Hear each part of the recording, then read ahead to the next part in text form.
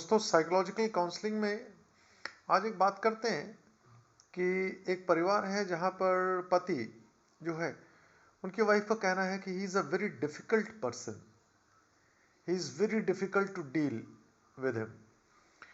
वह बहुत नकारात्मक हैं, हर बात को ट्विस्ट कर लेते हैं, बहुत अहमी है, बहुत ईगोइस्टिक हैं, बहुत जल्दी बुरा मान जाते हैं, पुरानी बातों को याद रखते हैं, दिल में बिठाए रखते हैं, किसी को कभी माफ़ नहीं करते, भूलते तो बिल्कुल भी नहीं है और भावुक बहुत ज़्यादा है। अब अगर साइकाइट्री या मनोचिकित्सा के हिसाब से लगाया जाए तो हम ढूंढेंगे कि ये कोई बीमारी है क्या। अगर सारी बीमारियां क्लासिफाइड की गई हैं साइकाइट्री की क्लासिफिकेशन में, तो उसमें ये बीमारी तो नहीं समझ में आ रही। ना उनको डिप्रेशन है, ना उनको एंजाइटी है, ना उनको फोबिया है, ना उनको स्किज़ोफ्रेनिया है। ये पर्सनालिटी की थोड़ी सी यहाँ वहाँ, मैं डिफेक्टिव शब्द का इस्तेमाल नहीं कर रहा हूँ ना, पर्सनालिटी में कुछ ऐसा है। उसके बहुत से कारण हैं, ठीक है। पास्ट में बीते उनके बहुत से अनुभव, पास्ट में बीते बहुत से ऐसे लोगों से उनकी मुलाकात, और उनके जीवन में कुछ दुख सुख या कुछ ऐसे हार्म हुए होंगे या कुछ ऐसे जख्म हुए होंगे, कुछ ऐसी नैतिक अनैतिक चीज़ें हुई होंगी।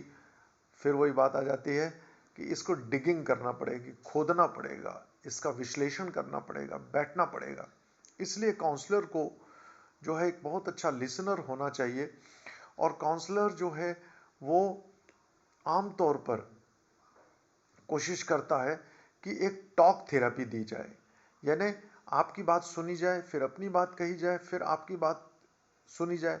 और इन बातों को निकलवाना भी आसान काम नहीं होता, क्योंकि ये हमारे अवचेतन मन में इतनी गहरे से बैठी होती हैं कि आसानी से इस डर से बाहर नहीं आती कि फिर से उतना ही बुरा लगेगा या फिर से वैसा ही अनुभव होगा। काउंसलिंग एक बहुत बड़ी चीज़ है, और हम सोचें कि कोई भी काउंसलिंग कर लेगा, हम भी काउंसलर हैं, सलाह तो कौन नहीं देता है, स्पिरिचुअल गुरु हैं जी, हमारे हमारे तो जो है रिलीजियस गुरु हैं। 1-to-1 साइंटिफिक तरीके से मनोविज्ञान का विश्लेषण करते हुए और उसके बाद साइको एनालिटिक थेरेपी अर्थात मनोवैज्ञानिक विश्लेषण करके और थेरेपी देना बहुत बहुत बहुत मुश्किल काम है। तो आज काउंसलिंग को समझिए। आज इतना ही। नमस्कार।